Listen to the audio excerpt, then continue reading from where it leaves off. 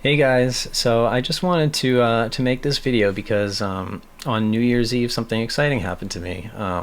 So I'm a fan of Ben Levin. He's a brilliant songwriter, animator, YouTuber, and he has a Discord server. And there was a songwriting challenge. The challenge was to make a short 2 minute piece with two using two modes with the same tonic. So I made my submission and he was going to listen to it on New Year's Eve. But during that live stream, right at that time when he was listening to the submissions, Adam Neely drops in on the call and also listens to the songs and gives his own opinions on it. So I just wanted to share the clip from when they were listening to my track. It's about 5 minutes, and yeah, if you enjoy that, right after that clip, I'm just going to go over kind of the composition, sound design, and mixing of the piece. So if you're interested in any of that too, stick around after the clip. But yeah, so here's that clip, and enjoy.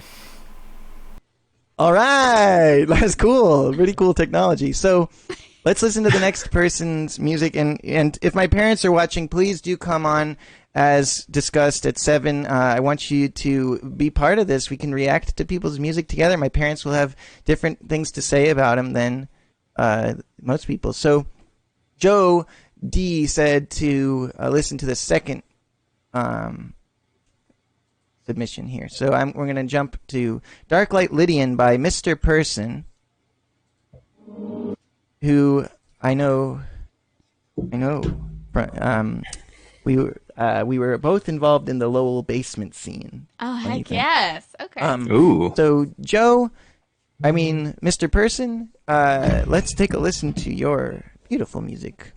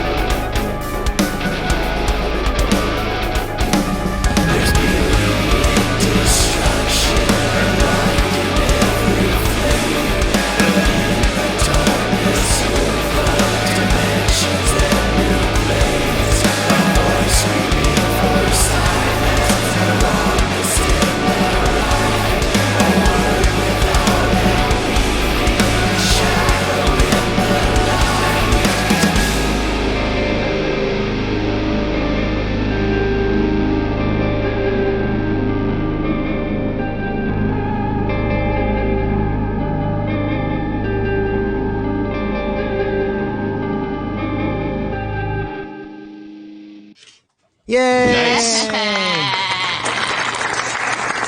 Good job. Yeah. The moment where you shifted sounded pretty intense. Like, Yeah. 'cause the vocal note like hit that, and it was just like it was a pretty arresting moment for sure. That was cool.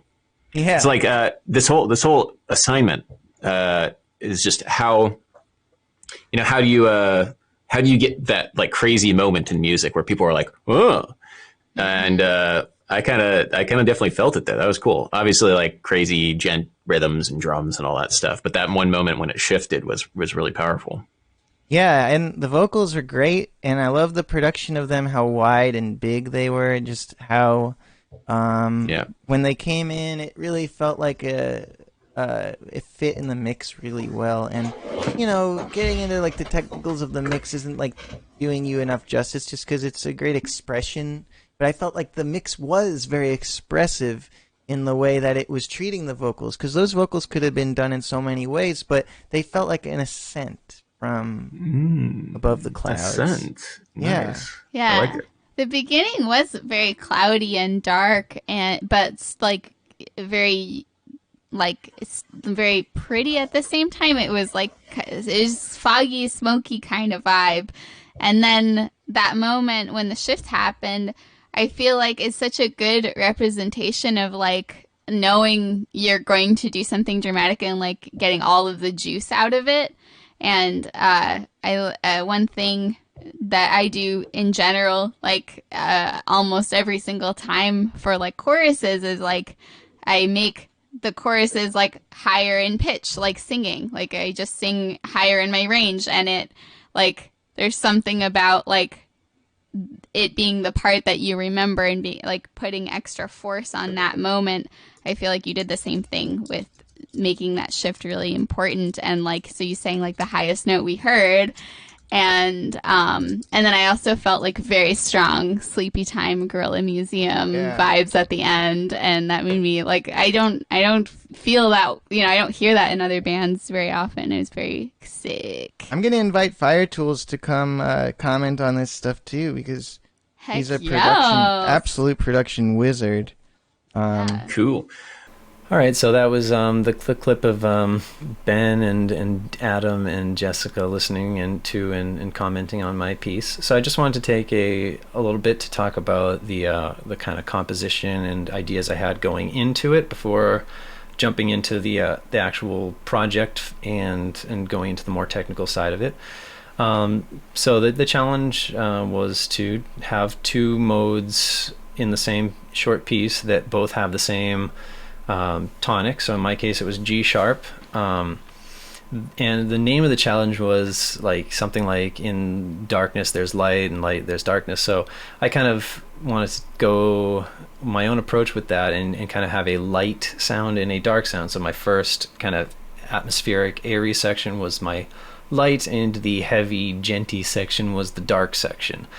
So I ended up going with Lydian for that light section. It's still could be considered a dark tone, but I kind of wanted to make it feel light and airy almost. So so there's no drums in that first section. The vocals feel really spread out. It's got the atmospheric synth that just kind of drones on, where the heavy part, that droning synth, kind of gets all chopped up and glitchy, and the rhythms get tighter and the vocals are more intense. And I chose G sharp as well for the tonal center because I wanted to use the 7-string. I had the idea that I wanted that genty section, and my 7-string is tuned in to G sharp, so I just kind of based the whole thing on that. So yeah, let's get into the project file itself and kind of go into the textures I made and a little bit more kind of the compositional choices that I made within the project itself. All right, so here's the project. We're in FL Studio here. Normally FL Studio is kind of my writing DAW, and I'll generally do mixing and stuff in Pro Tools. But for this, it was kind of a quick project for the sake of the challenge.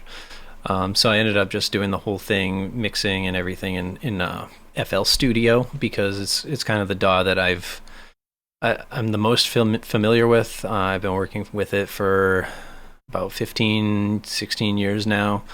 So I can work pretty quickly and get what I want. It's not as good with maybe audio editing, but I love the piano roll, and I've got a pretty good way of going through like the mixer and everything. So with that said, the first thing I'm going to start with here is the ambient kind of synth sound that you hear. It's the first thing in the song. So just to hear what it sounds like, it's this kind of ethereal, floaty texture. So the way I made that sound is actually I start with this guitar improv, and it's in Lydian. I think I originally played it in F Lydian because that is just the notes of C. There's no sharps or flat. So this is what it sounds like. It's not like a great solo or anything, just again improvising the notes of the Lydian mode, making sure that the lowest note I hit in it is the root note, the tonic, because if I don't do that when I turn it into that kind of synth pad, it's going to kind of change what mode it feels like. So the next thing I do, I'll just remake it real quick just to show what it sounds like. So let's insert. So I bring in the granulizer. So the fruity granulizer here, and I'm sure that other granulizers work pretty much the same way. So I have this. I bring it in here. Go ahead, normalize it. And then what I did, just to change the texture a little bit, is I reversed it.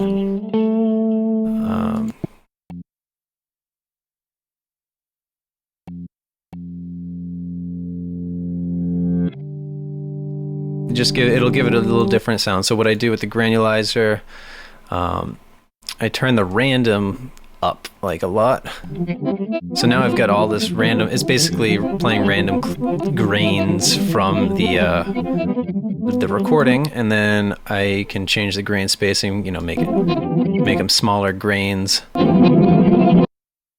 Maybe not too small. I can play with the attack, so each of the grains, which is again, it's just like it slices this up into a billion little slices, and giving it more attack makes it sound more garbly. And if I do this, give it a little bit more, it's a little more smooth. Keep it around here. It's a little bit chaotic, but it's not too again garbly. And because it's playing basically every note randomly, it'll sound like it's in the Lydian mode because, again, the lowest note is, if I didn't pitch this up yet, it's F, and all the other notes is basically just playing like a block scale all at once. And then I can turn up the pan all the way up here, and it gets even crazier. And then what I need to do, I will, so I put it in the ambience. So basically I have the convolver, and I just use, I think, I use either white or pink default. You can play around, but basically it just makes a reverb for it. So basically once you add the reverb in, it sounds like this. So it's basically it's in G sharp Lydian. So if you look here, I just kind of changed the where the center key was, so that here I can in the piano roll I can place this on. Did I put it on G? It's just cutting into, because I went back after recording that first session to see what was going on with the notes. So what I did was the original guitar take was in F, so I wanted it to be in G sharp, so that's going to be up F sharp, G sharp, three half steps. So I pitched this up 300 cents.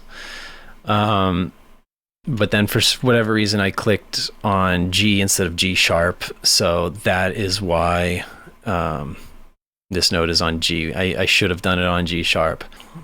This, again, is basically playing the G sharp Lydian scale, because I kind of pitched it up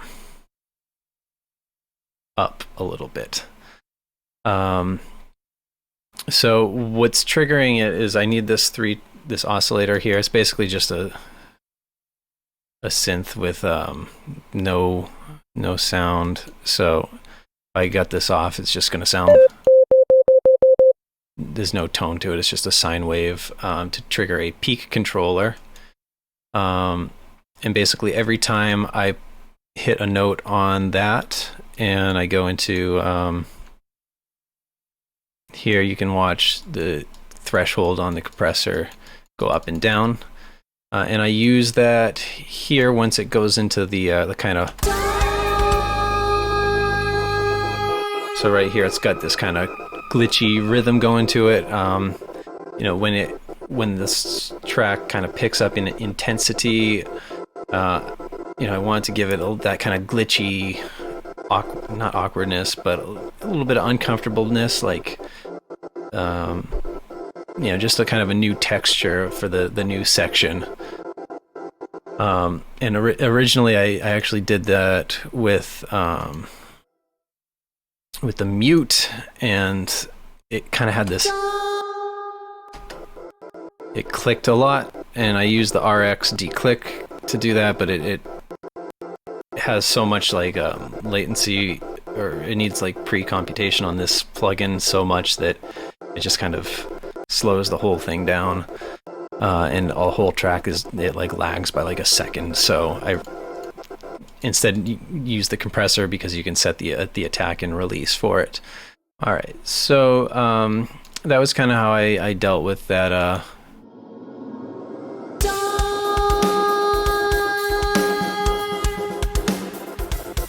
Yeah, that's how I kind of dealt with that, and I left this bass synth kind of droning on. So I'll talk about kind of my synth tones next. So this I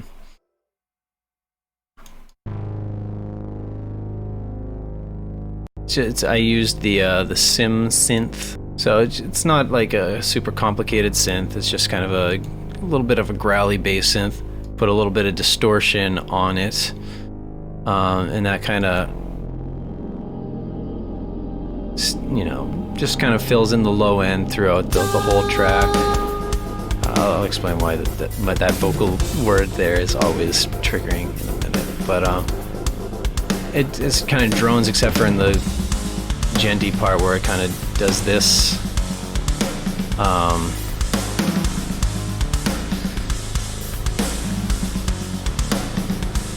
And actually, so right here too, you can hear kind of like the upper harmonics, and they were.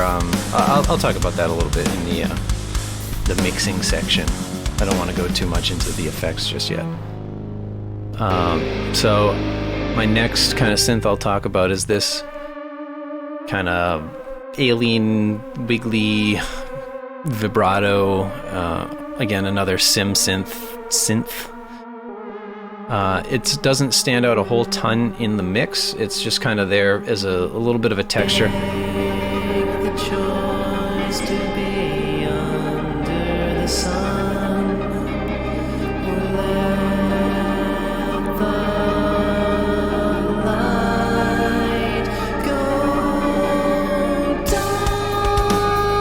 So that you know, it's a little bit more subtle.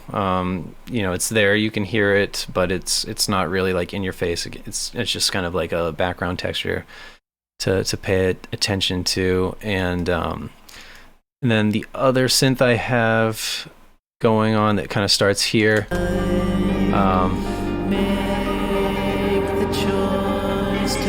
Again, another sim synth. It's just kind of doing a little G sharp Lydian sounding arpeggio. And then when the mode changes to Locrian, this note shifts, and it just gives it a little bit more of that tension, and you can kind of really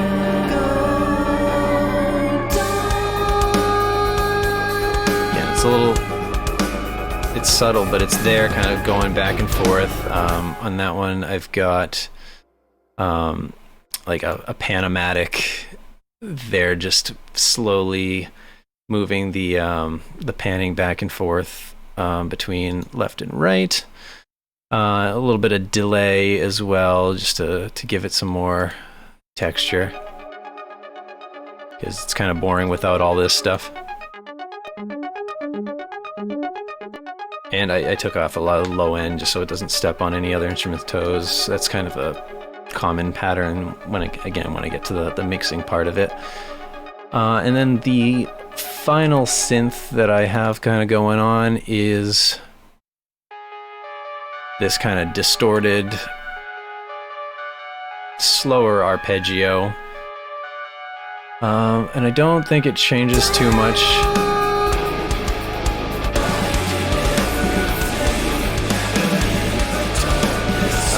So the next thing I'd like to take a look at is the guitar tones. So the first guitar that you hear in the song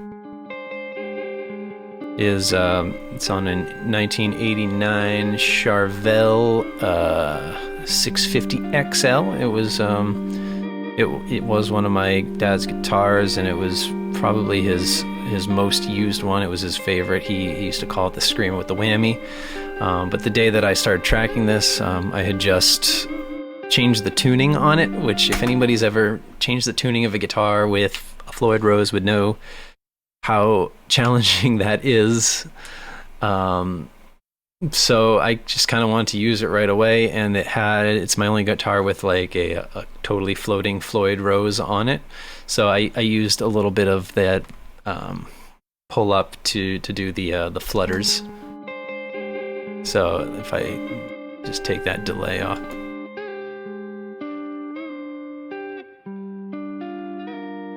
So you can hear that little flutter on some notes. Just a little bit of a texture. Again, more kind of Lydian sounding stuff. This I didn't really check to make sure that I was totally in Lydian either. I'm not great with finding my modes on the guitar, so I kind of use my ear here. But that's kind of that, and I just kind of did a short little, arpeggio, and I just literally looped the clip. I didn't record it a bunch of times over and over again.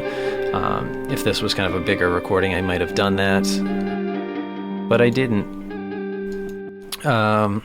So the next sound I'll go over is the 7-string sound. So this is kind of this was how I set the key. This was the tuning my 7-string was in. It was in G sharp. The periphery tuning, because I was trying to learn some periphery songs last year. Not to a ton of success, but I tried. So you can hear all that noise in the background because the pickups are picking up my computer speakers pretty clearly.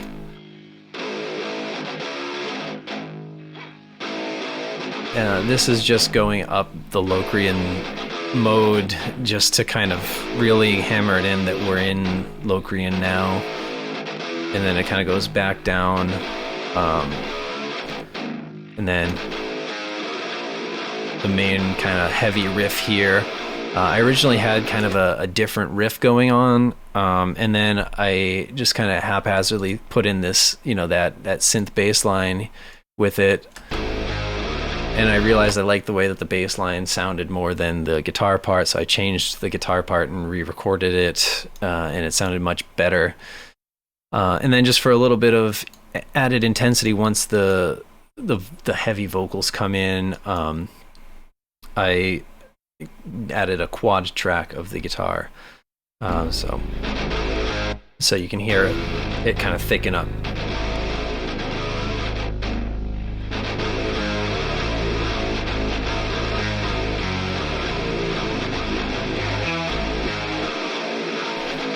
You can hear how kind of thin it sounds without the rest of the mix around it, without the bass, without the drums.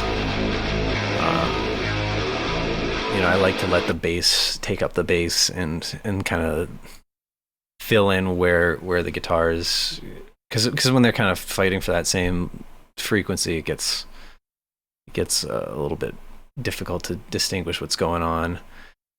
So next I will go into the vocals. So what I wanted was kind of a really big, airy, floaty kind of texture. So one of my favorite techniques for that is double tracking the vocals an octave up in falsetto, and I use kind of a really breathy falsetto and just hard pan them left and right, put on a bunch of reverb and compression, and it worked out pretty well. So let me just play you the vocal center.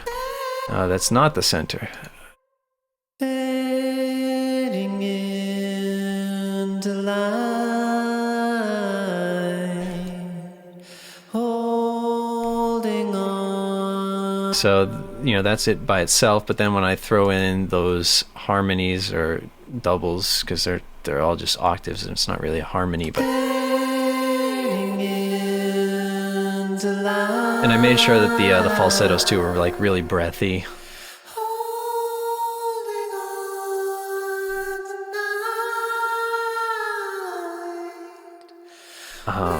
And that high note at the end was too high for me to sing it in falsetto with that much breath. So, and actually, so here's the reason why every time, even when I mute everything else, you still hear that last high note.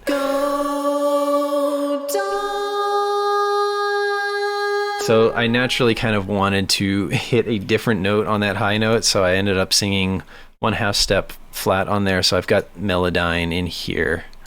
So I've got that one note. I didn't really do much. Like if I mute melodyne, you'll hear just like that note.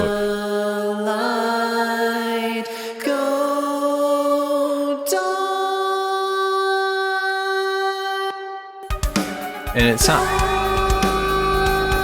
I thought that dissonant note sounded cool at the time, but it's not in Locrian. It would still be in Lydian, because that would have been a G natural. So I just took melodyne and pitched up rather than, you know, record that again. But yeah, but melodyne kind of lives in its own world here, and that's why it plays even when I mute this track here. Oh, and the last thing that I should probably go into is the drums. So the drums. That's gonna drive me nuts. Let me just mute that channel. So let's talk about the drums real quick. I am a drummer, but I haven't been able to play much for the last couple of years. So I've been kind of trying to get synth or the virtual instruments to sound as realistic as possible. So I used Get Good Drums, the Periphery 4 kit.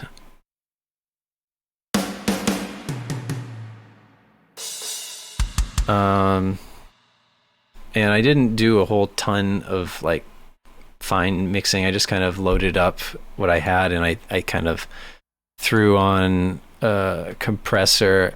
You can see here I kind of turn this down and give it some parallel compression, which helps let some of the original attack through rather than squish it all. So I kind of squish it through here, and then I let some of the original signal go through.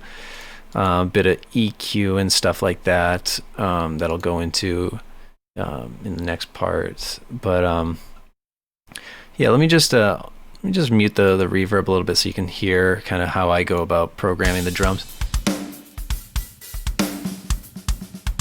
So what I like to do to make it feel a little more realistic is I really take advantage of the different hi-hat timbres. So the two main ones is I've got this is the hi-hat edge, where it's like it's hitting with the edge of the stick, and then here is kind of the tip, where it's more like the tip of the stick is hitting it. So like when you're playing drums, you know, you might do like edge tip, edge tip, edge tip. So I kind of had the accents on the edge, I'm thinking how I would play this beat if I were on a real kit.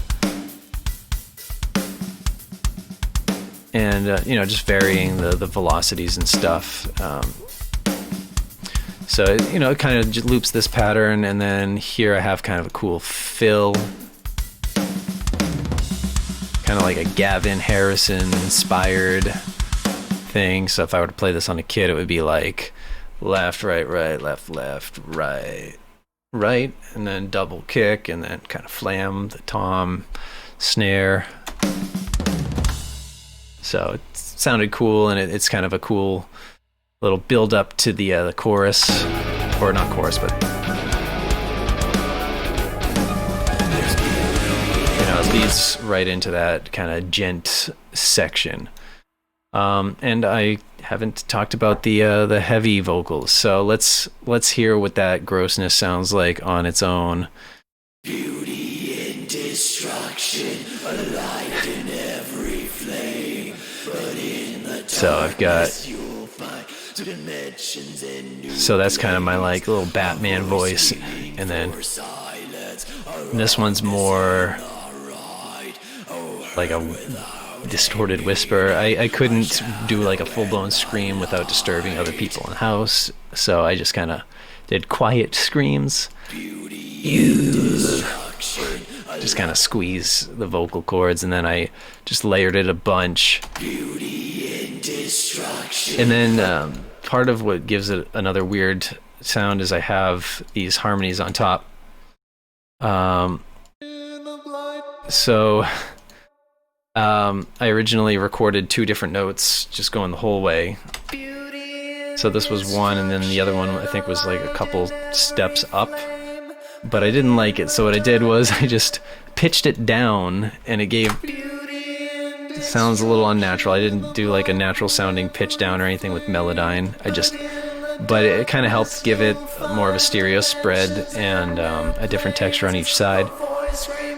And then I copied those again, and I brought them up a 4th with this alien sounding thing, so like all layered on top of it.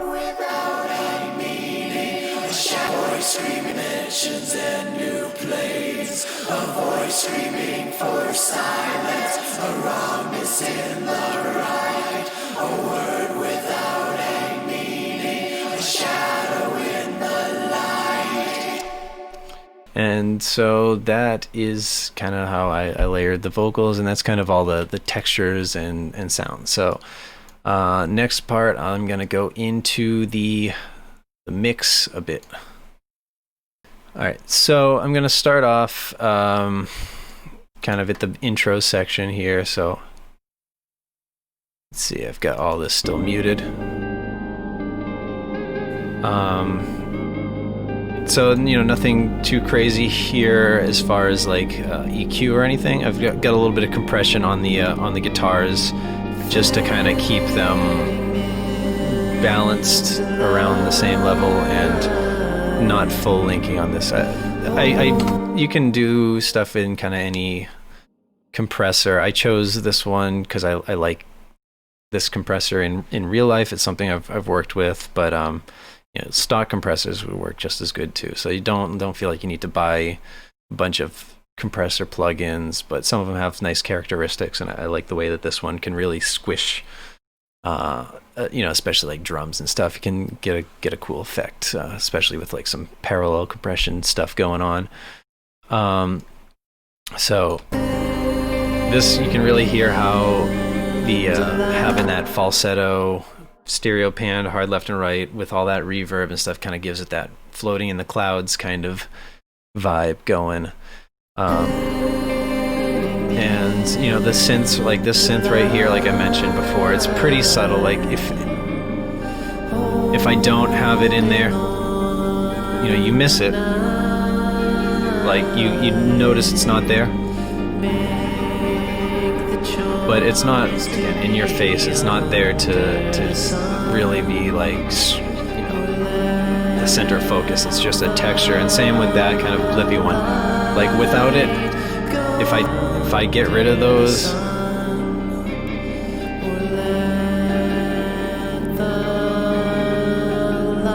it sounds a little more hollow. So yeah.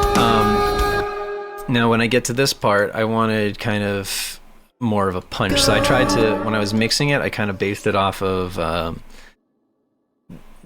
where the drums fit in this, because I didn't want the drums to just kind of come in as weak, soft drums. I wanted them to sound, pretty punchy after that. So on the drums, again, I have that same waves compressor with a little bit of parallel going on. It's not 100% in the mix. And then I just have a limiter here just to kind of calm the peaks down in a transparent way.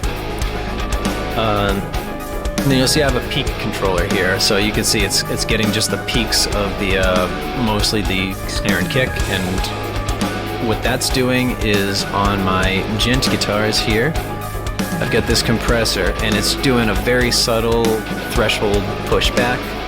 It's kind of ducking the volume just a little bit, and that lets me turn the guitars up in the mix a little bit louder without getting in the way or getting buried by the drums. And I think that kind of worked, a lot in my favor. So I wonder if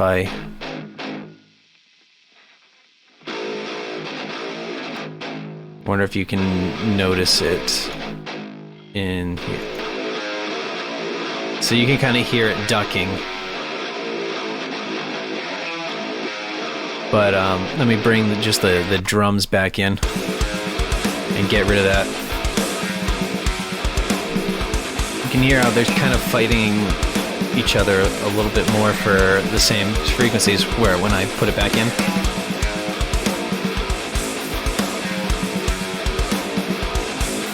it lets the kick and the snare like stand out again a little bit more, give them a little bit more of that punch. But I didn't do a whole ton to the drums. The GGD kit sounds great already. Like, they're really well tuned and well mic'd up and everything from the original recording that it was sampled from. So I didn't have to do a whole ton to make the drums sound good. So the synthesizers, I didn't do a whole lot of crazy like EQ. I might have cut off the low end on some of them. Like I think if you listen to this one,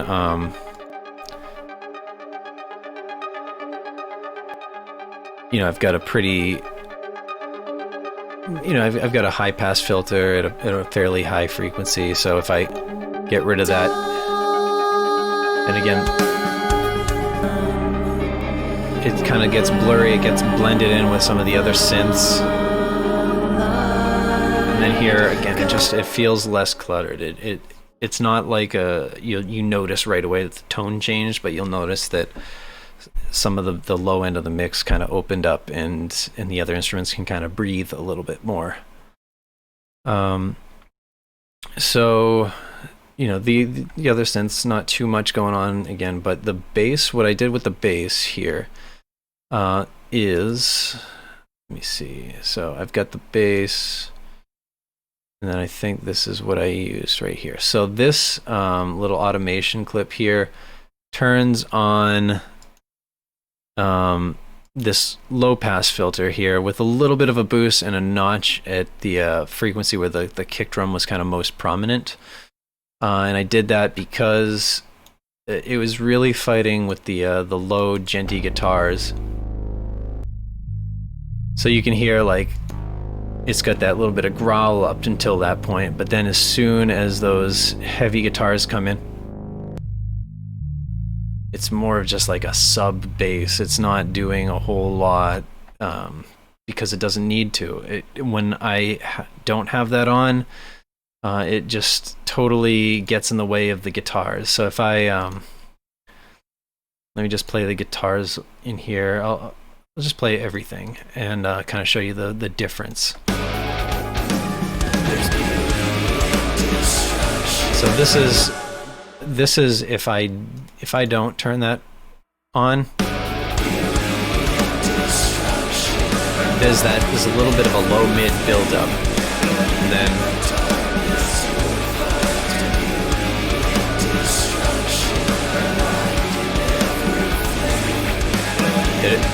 it almost sounds like the guitars got louder, but they didn't. It was just the bass synth went down.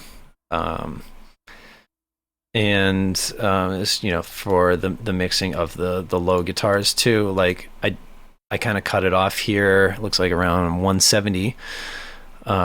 So here too, around this, I have my low pass around 160 on the 7-string guitar.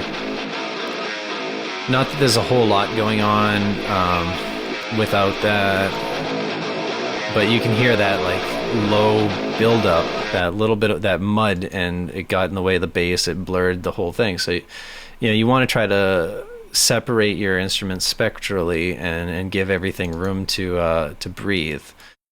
Same with the heavy vocals. That was kind of the hardest thing to get in because, you know, they have this low growl, but you know, again, I have that kind of high pass going on so that they don't get too muddy in the low end.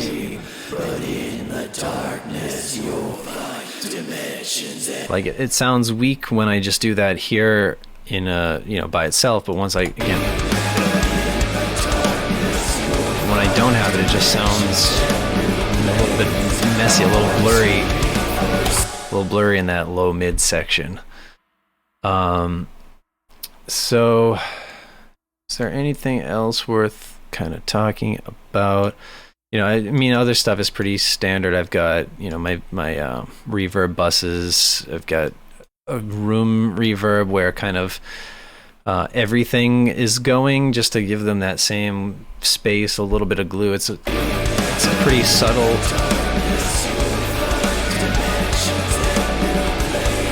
It just kind of keeps everything in the same space. It's not a hugely noticeable thing. If it's not there, it doesn't sound bad, but it just, again, helps bring everything together. So that's kind of that, you know, my composition and mixing and stuff for this project. So hopefully, you know, you enjoyed that and maybe learned something from kind of my workflow. If you enjoyed the video, just let me know in the comments or leave a like, and maybe I'll make another video like this sometime in the future. Until then, I got plenty of other stuff that I'm planning on making, you know, more chiptune kind of music and more music stuff in general. You know, maybe demonstrate some of my guitars, because I got a bunch of cool guitars that I'd like to kind of showcase. So but yeah, so see you in the next video.